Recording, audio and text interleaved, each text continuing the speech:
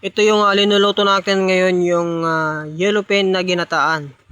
Ayan, so ito yung ating step to step para tayo po makapagluto ng ganitong kasarap. So ang una, meron po tayong mga rekado dito na mga sibuyas, carrots, bell pepper. Ayan.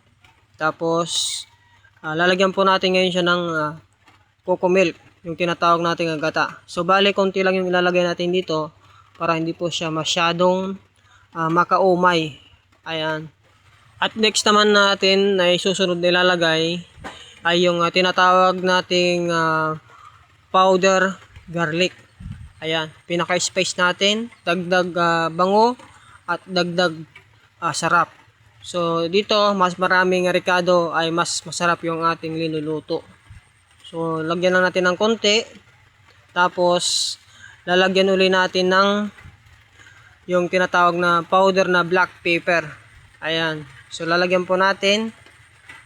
Ayan, tapos dito pwede po natin lagyan ng soy or pwede po natin lagyan ng bagoong.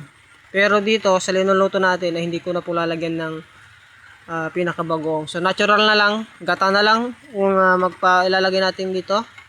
At bali asin na lang yung ating ititimpla dito, no guys.